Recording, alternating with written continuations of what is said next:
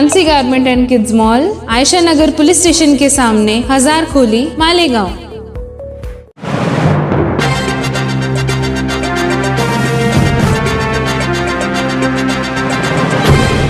देखते रहिए the prime news Abdul Rahman के साथ। जब हमने ये प्रोग्राम शुरू किया तो पहला प्रोग्राम हमने रांची में किया। अनवार साहब यहाँ मौजूद हैं। कई हजार बुनकर समाज के लोग आए और उन्होंने अपना दर्द बयान किया, अपनी बातें की। और फिर आज मैं आपके बीच में खड़ा हूं। कोई खुशबू न कोई फूल न कोई रौनक, उस पे कांटों की जहालत नहीं देखी जाती। हमने खोली थी इसी बाग में अपनी आंखें, हमसे इस बाग की हालत नहीं देखी जाती। मालेगांव वालों, आप मुझे बताओ, शायर जानते हैं, मैं जानता हूं इस भीड़ में तमाम ऐसे नौजवान और बुजुर्ग बैठे होंगे जिन्होंने किसी न किसी लम्हे में मेरी नज़्में सुनी है और मेरे लिए अपने मुसल्लों में बैठ के दुआएं दी हैं। मैं जानता हूं कि जब मैं मदरसों की नज़्म पढ़ता था तब आप मेरे लिए दुआएं करते थे कि अल्लाह इस बच्चे को हिफाजत रखे। मैं जानता हूं कि जब मैं नजीब की माँ के आंसुओं पर नज़्म बनाता था तो आप भी मेरे साथ रोते थे। जब मैं फलस्तीन पर नज़्म पढ़ता था तो आप भी मेरे साथ गुनगुनाते थे। जब मैं कश्मीर पे नज़्म पढ़ता था तो मैं जानता हूं कि आप भी मेरे साथ दुआएं करते थे कि इन सब मसलों का कोई हल निकले। लेकिन फिर आपने देखा कि एक दिन मैं सियासत में चला गया। बहुत सारे साथी नाराज भी हुए, बहुत सारे साथी खुश भी हुए कि एक शायर बिरादरी का आदमी जो है वो सियासत में चला गया। मैं क्यों चला गया सियासत में? आज यहाँ आने का मकसद ये भी था कि मैं आऊं और आपके बीच में बात करूं, आपसे संवाद करूं, आपसे गुफ्तगू करूं। मुझे याद है कि मैं 2017 में जब पहली बार राहुल गांधी जी से मिला तो 2-3 मुलाकातों के बाद उन्होंने मुझसे एक बात की। उन्होंने कहा कि इमरान, तुम अक़लियतों के मसले पर नज़्में पढ़ते हो, लेकिन कभी सोचा है कि इन मसलों के हल कैसे निकलेंगे, या हमेशा सारी जिंदगी नज़्में ही पढ़ते रहोगे? तो मैंने कहा नहीं, मैं चाहता हूं कि हल निकले, लेकिन कैसे निकलेगा आप बताइए। इसीलिए तो मैं आपसे बात करने आया हूं कि हल निकले। तो उन्होंने कहा कि अगर चाहते हो कि इन मसलों के हल निकले तो खुद सियासत में आओ, सियासत को अच्छे लोगों की जरूरत है। मैंने उनकी बात पे आमीन कहा और मैंने सियासत का रुख किया और आज यहां बतौर मेंबर ऑफ पार्लियामेंट आपके सामने खड़ा हूं। हमने जब इस प्रोग्राम को प्लान किया तो इसका नाम हमने भारत जोड़ो बुनकर सम्मेलन रखा। जब एजाज भाई आए थे मेरे पास दिल्ली, नासिर नजीर साहब आए थे, फारूक साहब आए थे मेरे पास दिल्ली, तो उन्होंने मुझसे कहा था कि इमरान साहब मालेगांव आइए। तो मैंने कहा मालेगांव में तो बहुत सारे लोग थे जो छोड़ छाड़ के चले गए हैं, कुछ बचा है क्या अभी? तो उन्होंने कहा कि हम बचे हैं और हम लड़ रहे हैं। तो मैंने कहा आपने आवाज दी है तो इंशाल्लाह मैं जरूर आऊंगा। मैं आज हाजिर हुआ। रियाज भाई यहाँ खड़ा होकर कह रहा हूं, इस बात की परवाह मत करिए कौन बचा है, कौन चला गया, कौन नहीं है, ये सोचना छोड़ दीजिए। आज आपके सामने जो हजारों की आवाम बैठी है, ये दरअसल मुद्दों पर अगर आपके साथ खड़ी है तो इनसे बड़ा कोई साथी नहीं हो सकता। मेरे भाई, भारत जोड़ो यात्रा चली कन्याकुमारी से कश्मीर तक। मैं राहुल गांधी के कंधे से कंधा मिलाकर के चल रहा था। मैं मालेगांव में खड़ा हूं। मैं महाराष्ट्र में पहली बार मेंबर ऑफ पार्लियामेंट बनकर किसी जलसे में आया हूं तो सबसे पहले मैंने मालेगांव को चुना है। मैं मालेगांव से शुरुआत कर रहा हूं, इसलिए क्योंकि मैं जानता हूं ये वो शहर है जिसने मुझे दुआएं दी हैं।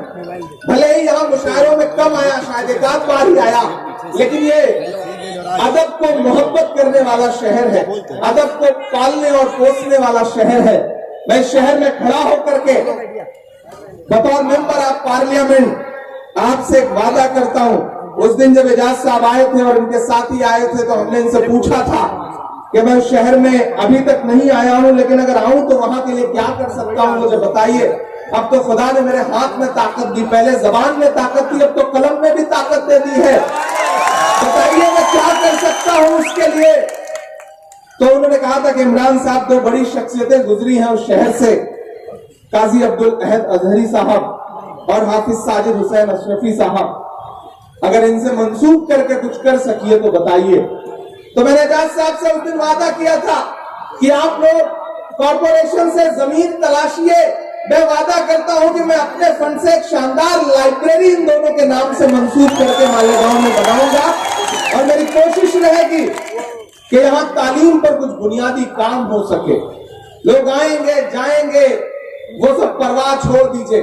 मैं कुछ बुनियादी काम के लिए, तमाम सियासी रहनुमा आपके बीच में आते होंगे तो आपसे कहते होंगे कि आप हमारे साथ खड़े होइए, तब हम आपकी लड़ाई लड़ेंगे। लेकिन मैं यहां खड़ा होकर अलग ऐलान कह सकता हूं कि मैं वो आदमी हूं कि जिसने पहले देश की पार्लियामेंट में खड़े होकर के बुनकरों की आवाज उठाई, उसके बाद बुनकरों के बीच में आकर के कह रहा है कि मैं आपसे बातचीत करने आया हूं, मुझे अपने मसले बताइए, मैं आपके लिए खड़ा हूं। क्योंकि मैं डरा नहीं, मैं झुका नहीं, कहीं छुप छुपा के खड़ा नहीं। जो डटे हुए हैं महाज पर, मुझे उन सफों में तलाश कर। मैं चुप नहीं हूं, मैं जानता हूं कि दौर मुश्किल है, मैं जानता हूं कि वक्त मुश्किल है, आवाजें खामोश की जा रही हैं, होठों पे ताला लगाया जा रहा है, जिंदान खुले हुए हैं, डराया जा रहा है। लेकिन मैं उसको गवाह बना के कहता हूं कि एक लम्हा भी पिछले तमाम वक्त में ऐसा नहीं गुजरा है जब मैंने आपकी परवाह के बगैर गुजारा हो और बिना आपके लिए लड़ते हुए गुजारा हो।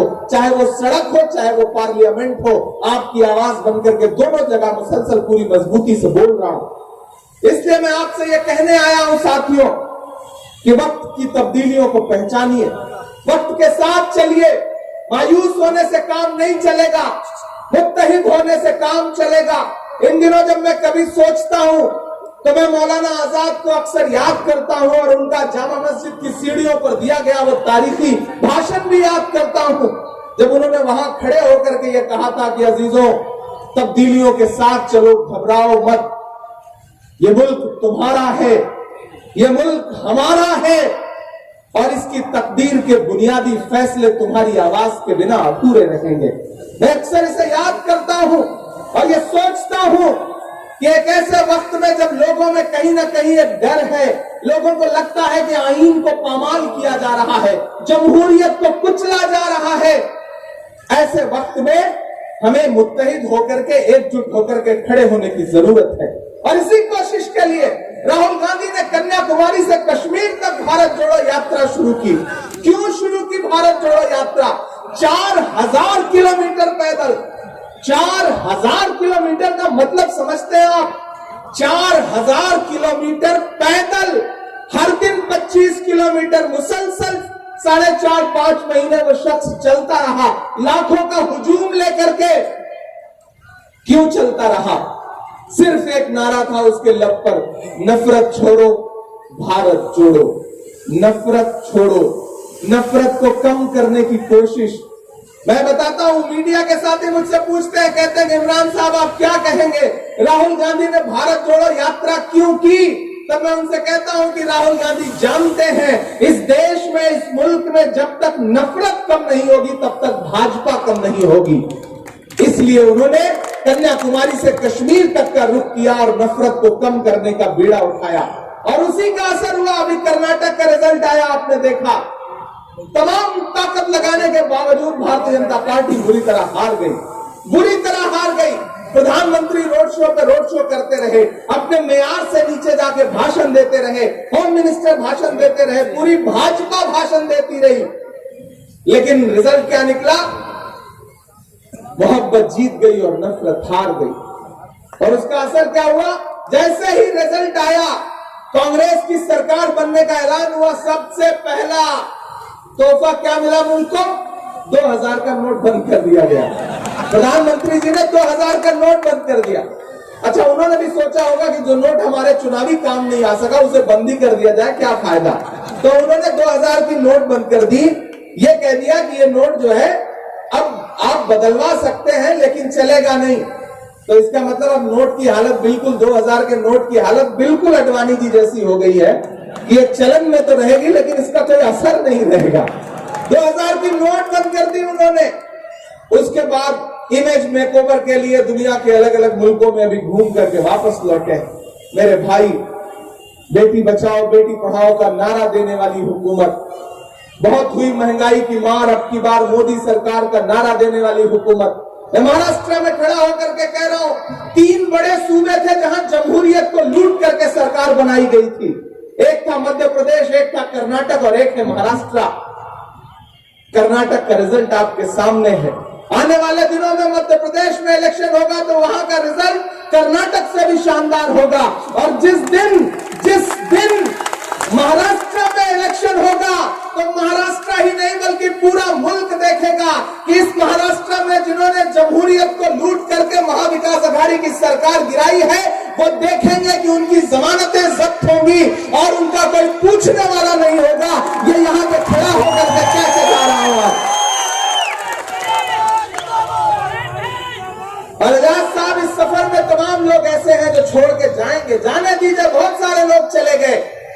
मैंने तो कभी एक शेर कहा था कि कांटे गुल के साथ नहीं चल सकते हैं, बुज़दिल खुल के साथ नहीं चल सकते हैं, कांटे गुल के साथ नहीं चल सकते हैं। ये लड़ाई बहुत बड़ी है, इस बड़ी लड़ाई में वही खड़ा होगा जिसमें हिम्मत होगा। मैं खड़ा हूं संसद में भी और संसद के बाहर सड़क पर भी। मैं हजार किलोमीटर का सफर तय करके हर दिन किसी न किसी शहर में जाकर के लोगों को बेदार कर रहा हूं। मैं कल हैदराबाद में था, उससे पहले रांची में था, उससे पहले कर्नाटक में था, केरल में था, तमिलनाडु में था, बिहार में था, यहां खड़ा हूं। तो आपसे यही कहने आया हूं कि नहीं डरिए मत, मोहब्बत को आखिरकार जीतना है और नफरत को हारना है, इसके अलावा कोई चारा नहीं है। बस वक्त की आंख से आंख मिलाइए, बेदार रहिए, वक्त की नब्ज को पकड़ के रखिए, क्योंकि वक्त बहुत बेरहम होता है। मेरी नई नस्लों, वक्त बहुत बेरहम होता है। जिन अंग्रेजों की हुकूमत में कभी सूरज नहीं डूबता था, तो वक्त को नहीं पहचान सके, तो आज उनके राजाओं के कपड़े बैंड बाजे वाले पहनते हैं। वक्त बहुत बेरहम होता है, वक्त की नब्ज को पकड़ करके चलना है। और अगर आप इसी तरह चले तो यकीनन आने वाला दिन इस मुल्क की जमहूरियत के लिए अच्छा है। लड़ाई थोड़ी मुश्किल जरूर है। एक नज्म आपको सुनाता हूं, आप थोड़ा मूड में आएंगे, क्योंकि वक्त बहुत कम बचा है, 20-22 मिनट है। मैं कोशिश करूंगा थोड़ी शायरी भी हो जाए और थोड़ा आपसे गुफ्तगू भी हो जाए। ये हर भारतवासी की चाहत जीत गई कर्नाटक में, जीत गई कर्नाटक में। ये वही वाला मालेगांव है ना जिसको हमने आज से 10-12 साल पहले देखा था, जो एक मिसरे पे मोहब्बतें लुटाता था, दामन भर देता था। मुझे देखना है कि वो जज्बा, वो मोहब्बत आज भी शहर में बाकी है या नहीं बाकी है। कि हर भारत वासी की चाहत जीत गई कर्नाटक में, जीत गई कर्नाटक में। हर भारतवासी की चाहत जीत गई कर्नाटक में, नफरत हारी और मोहब्बत जीत गई कर्नाटक में। हर भारतवासी की चाहत जीत गई कर्नाटक में, जीत गई कर्नाटक में। पहला बंद करता हूं और यहां से वहां तक पुकारता हूं आपको कि नफरत छोड़ो भारत जोड़ो वाला नारा जीत गया। अब तैयार रहना, जो लोग खड़े हैं हाथ बांध के, जो भी फैसला नहीं कर पा रहे कि हम किस जलसे में आ गए, मैं उनको भी पुकारता हूं, उनकी भी शिरकत हो कि नफरत छोड़ो भारत जोड़ो वाला नारा जीत गया। लाखों वाले सूट से एक टी-शर्ट हमारा जीत गया। नफरत छोड़ो भारत जोड़ो वाला नारा जीत गया। लाखों वाले सूट से एक टी-शर्ट हमारा जीत गया। एक तपस्वी सच का दामन थाम अकेला निकला था, सब झूठों की हार हुई और एक बंजारा जीत गया। उसकी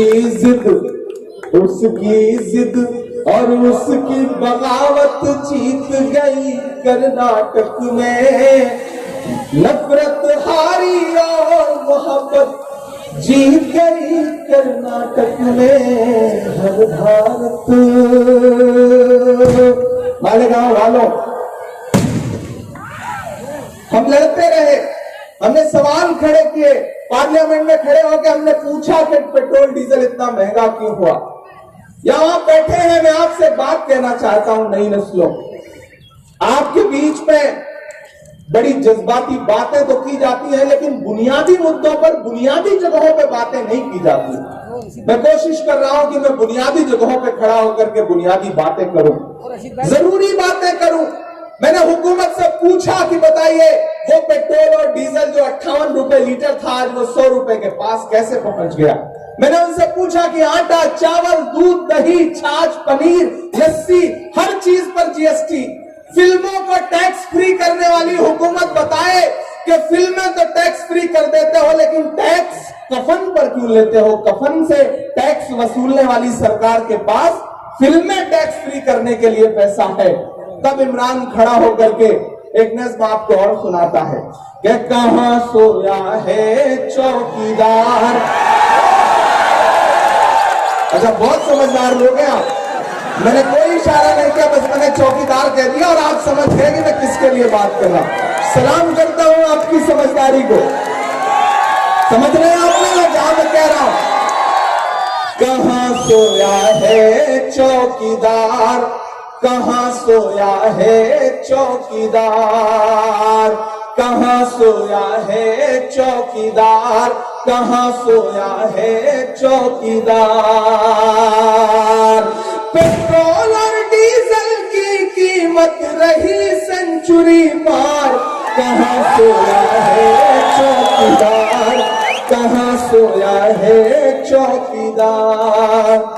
कि चाय बेचने वाला पूरा भारत बेच रहा है। ऐसे काम नहीं चलेगा। उधर जो पीछे लोग स्क्रीन पे देख रहे हैं, मुझे उनकी भी बेदारी मिलनी चाहिए, उनका भी जोश, उनका भी जज्बा मुझे दिखाई पड़ना चाहिए कि चाय बेचने वाला पूरा भारत बेच रहा है। इसी काम में हासिल से महारत बेच रहा है। कि रेल बिक गई, तेल बिक गया, बिका हवाई अड्डा, सब कुछ बिकता देख के खुश है अपने जेपी नड्डा।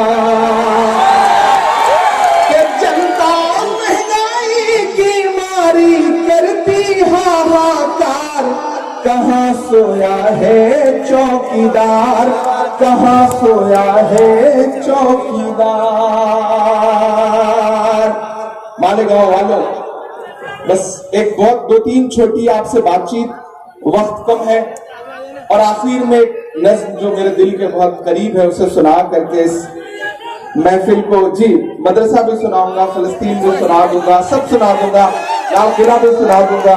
मैं जानता हूं कि आप बहुत मोहब्बत वाले लोग हैं और आपको बहुत सारी नज़्में याद है। मुझे खुशी इस बात की है कि ये वो शहर है जहां मोहब्बतें लोगों के जहन में हैं।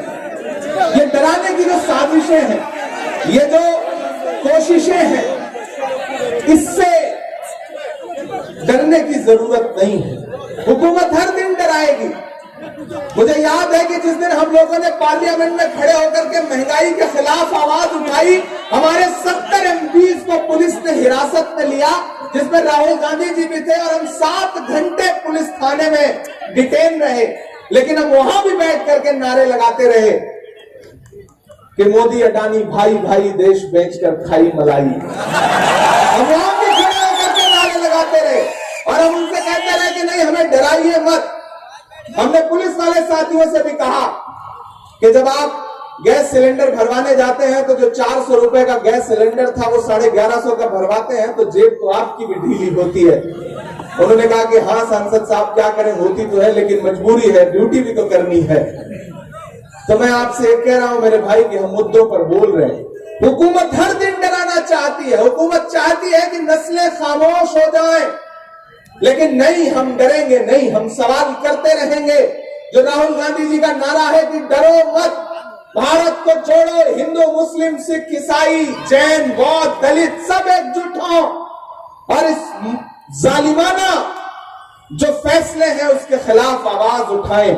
और फिर अगर कोई डराने की साजिश करे तो कोई शायर इमरान प्रतापगढ़ी बन करके मालेगांव में खड़ा होकर के अलल ऐलान फिर ये बोले कि वक्त के हाकिमों बादशाहों सुनो, जुल्म की फौज के सरबराहों सुनो, कातिलों के सभी खैर ख्वाहों सुनो, ऐ सियासत के मगरूर शाहों सुनो,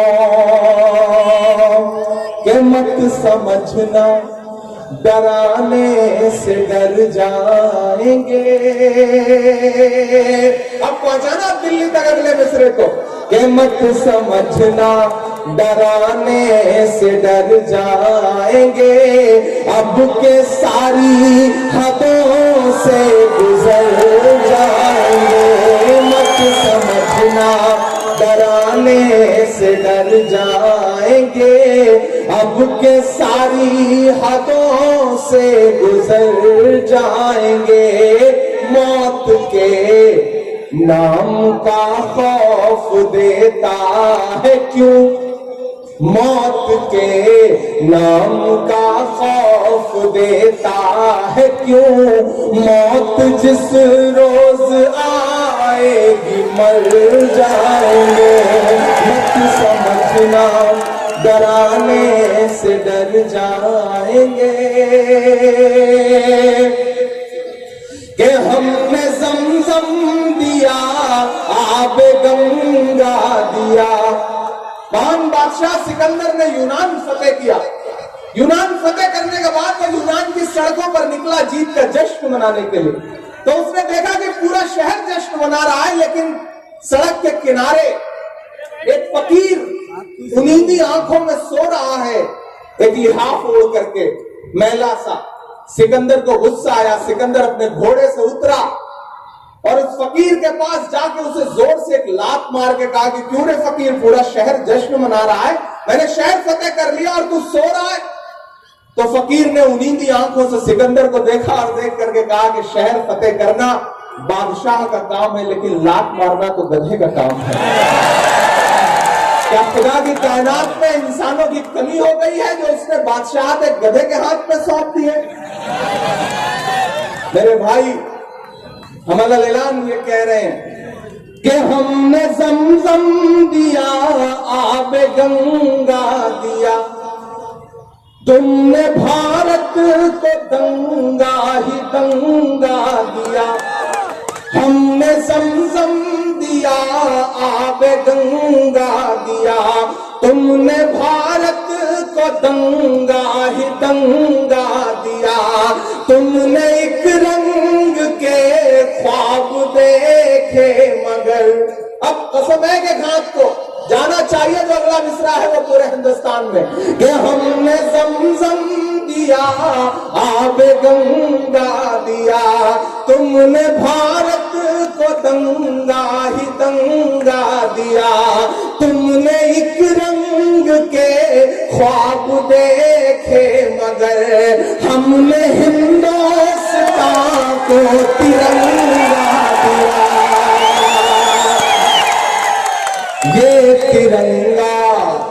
ये तिरंगा बदन पर लपेटे हुए, ये तिरंगा बदन पर लपेटे हुए, एक दिन इस जमीन में उतर जाएंगे। मत समझना डराने से डर जाएंगे, अब के सारी हदों से गुजर जाएंगे। मालेगांव वालों, मेरी नई नस्लों, आप बहुत जोशीले लोग हैं, बहुत जज्बाती लोग हैं, बहुत अच्छे लोग हैं, बहुत भोले लोग हैं। मैं आपसे एक बात कहने आया हूं कि मैं जिस मिशन को लेकर के चल रहा हूं, जो राहुल गांधी जी का नारा है भारत जोड़ने का, मैं उस मिशन पे शहर दर शहर अपनी नींदें कुर्बान करके, आपकी मोहब्बतों ने मुझे सब कुछ दिया था, शोहरत, मोहब्बत, दौलत, सब कुछ दिया था, लेकिन मैं सब कुछ एक किनारे रख करके अगर शहर दर शहर जा रहा हूं, आपको बेदार कर रहा हूं, एकजुट करने की कोशिश कर रहा हूं, तो मेरे मकसद को समझिएगा। मेरा मकसद बहुत बड़ा है।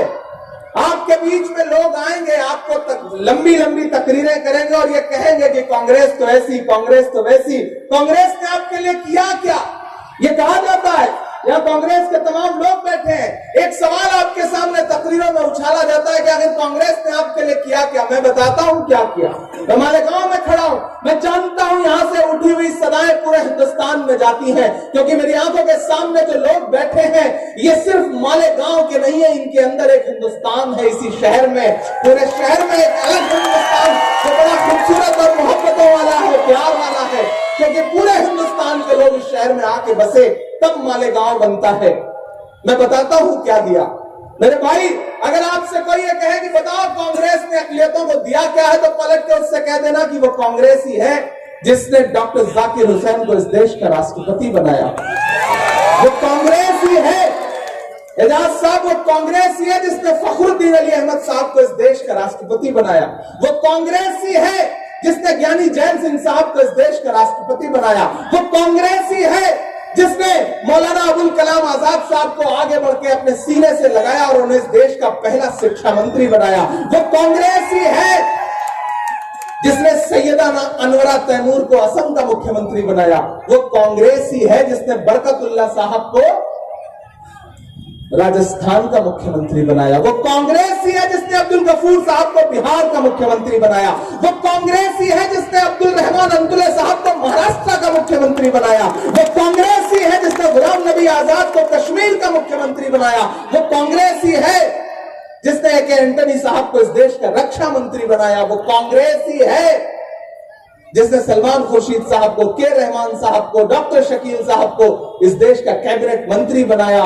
और तो और वो कांग्रेस ही है कि एक वक्त जब लोग आपकी परछाइयों से बचने की कोशिश कर रहे थे, तो मेरे जैसी एक आवाज को जो अलग ऐलान आपके लिए बोलती है, उसे उठाया और इस देश की सबसे बड़ी पंचायत में, राज्यसभा में ले जाकर के बिठा दिया और कहा कि बोलो, अपनी आवाज बुलंद करो। वो कांग्रेस ही है जिसने एक दिन बहुत खामोश से रहने वाले डॉक्टर मनमोहन सिंह साहब को इस देश का प्रधानमंत्री बनाया। तो कोई अगर आपसे ये कहे कि क्या दिया है, तो पलट के जवाब दे देना। और इतना आपसे गुजारिश करता हूं मेरे भाई कि ये वक्त बहुत मुश्किल है। इस मुश्किल वक्त में बहुत समझदारी से फैसले लेने हैं और आगे बढ़ना है। सोचना यह है कि जो दिल्ली की हुकूमत है वो कैसे बदले, क्योंकि अगर वो नहीं बदलेगी तो आप सूबों में हुकूमत बना भी लोगे तो लूट ली जाएगी। हमारा मिशन वो है, हमारा ख्वाब वो है कि 2024 में लाल किले की दीवार से जो तिरंगा झंडा फहराए उस शख्स का नाम राहुल गांधी हो। मैं उस मिशन को लेकर के निकला हूं। अब चूंकि लाल किले का जिक्र आया है और आखिर में 8 मिनट बचे हैं, तो मैं आखिर में एक लाल किले की नज़्म सुना करके इस महफिल को अंजाम तक पहुंचाता हूं। मैं कभी कभी सोचता हूं कि ये जो इमारतें हैं, हाँ वो भी सुना देंगे, आपकी हर फरमाइश पूरी की जाएगी। मैं कभी कभी सोचता हूँ, हाँ कुछ मेरे हिसाब से सुनाने दीजिए, फिर वो भी आपके तक भी आएंगे। मैं कभी कभी सोचता हूँ जब मैं दिल्ली में लाल किले के आसपास से गुजरता हूँ और उन दीवारों को देखता हूँ और फिर नफरती चिंटुओं के बयान सुनता हूँ, तो फिर मुझे लगता है कि अगर ये दीवारें बोल पाती तो शायद यूं बोलती। जब मैं कभी कभी सुनता हूं कि कोई एक आवाज उठ के आती है, कहती है कि लाल किले का भी नाम बदल दो, तो मुझे लगता है कि लाल किला अगर बोल पाता तो शायद यूं बोलता कि मैं लाल किला हूं। मैं खामोशी से नहीं पढ़ूंगा इस नज्म को। मैं चाहता हूं कि आपकी तालियों के शोर में पूरा हिंदुस्तान सुने इस नज्म को कि मैं लाल किला हूं, मैं लाल किला हूं, हिंदुस्तान में तुझे तोहफे में मिला हूँ, मैं लाल किला, लाल किला, लाल किला हूँ, मैं लाल किला हूँ। यहाँ मीडिया के साथी बैठे हैं, मुझे खुशी है कि यहाँ उर्दू मीडिया मजबूत है। मैं पहला बंद पढ़ता हूँ इस नज़्म का कि मेरे बनाने वाले से नफरत भी है उनको और मेरी दीवारों से मुहब्बत भी है उनको। एक तेवर, एक बेबाकी जिसके लिए आप इमरान को पसंद करते हैं, भारत का इमरान खड़ा होकर के बोल रहा है कि मेरे बनाने वाले से नफरत भी है उनको और मेरी दीवारों से मोहब्बत भी है उनको। सदियों की गवाही है मेरी लाल दीवारें, सदियों की गवाही है मेरी लाल दीवारें। भारत की सिपाही है मेरी लाल दीवारें। कि तामीर कामयाब हूँ मैं शाहजहां का, तामीर कामयाब हूँ मैं शाहजहां का। देखा गया एक ख्वाब हूँ मैं शाहजहां।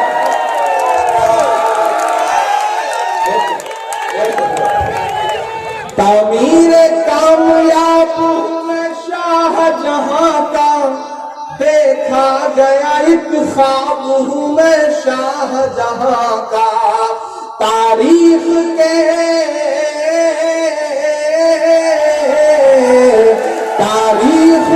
पन्नों का मैं शिकवा हूँ, गिला हूँ मैं। लाल किला लाल किला लाल किला हूँ मैं, लाल किला हूँ।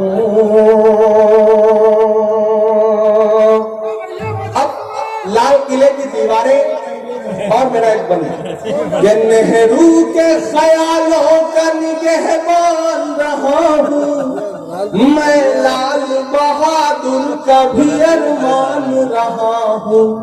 राजीव अटल सबके हूँ अल्फाज समेटे, खामोश सा मनमोहनी अंदाज समेटे।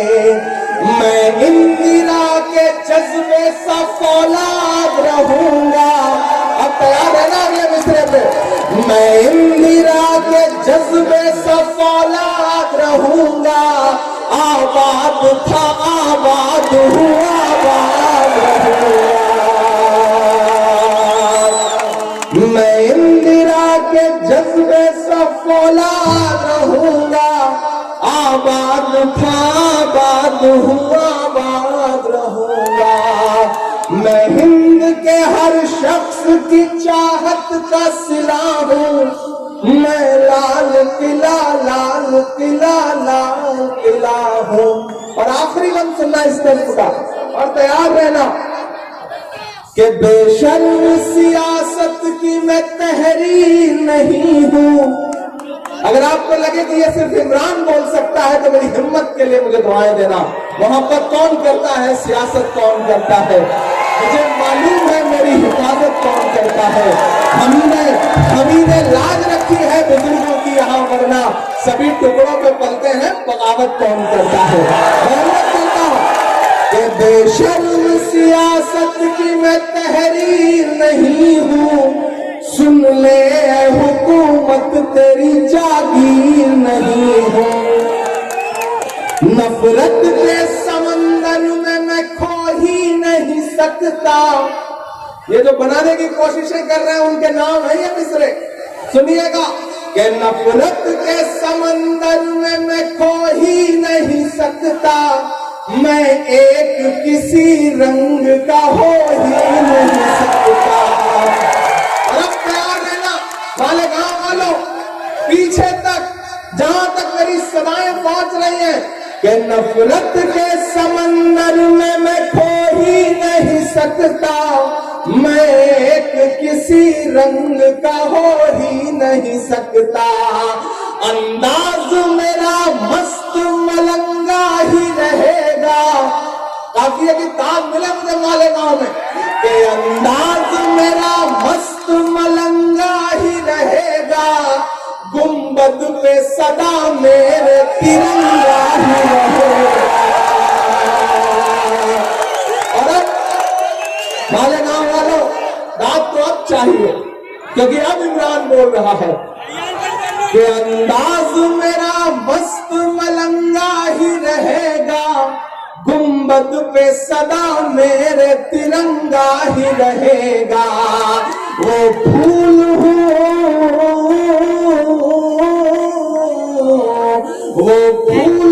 जो खार की छाती पे खिला हूँ। मैं लाल किला लाल किला लाल किला हूँ। मैं लाल मिला हूं। आखिर में आपसे इतना कहना है मेरे भाई, यहाँ एजाज बैठे हैं, फारूक साहब बैठे हैं, नासिर ने बहुत मेहनत की है और पूरा, क्योंकि मैं माइनॉरिटी डिपार्टमेंट का नेशनल चेयरमैन हूं, तो आपसे ये कह रहा हूं, हाँ शायरी तो सुनिएगा ही, पहले जो कह रहा हूं वो भी सुनिए। एक वादा आपसे मैं कर रहा हूं, आपकी दुआओं ने मैं यूं ही नहीं पहुंच गया पार्लियामेंट, यूं ही कोई मुझे गुमनाम से प्रतापगढ़ से उठा करके लेकर के पार्लियामेंट में नहीं बिठा गया। उसका कारण है, मैं जानता हूं कि आपने अपने मासूम लम्हों में मेरे लिए दुआएं की हैं, तो आपकी वजह से, आपकी मोहब्बतों की वजह से इमरान जो है वो खासदार बना, मेंबर ऑफ पार्लियामेंट बना। यहां खड़ा होकर के एक बात आपसे कह रहा हूं, कभी मत सोचिएगा कि आप आवाज देंगे तो मैं लब्बैक कहता हुआ आपके पास नहीं आऊंगा।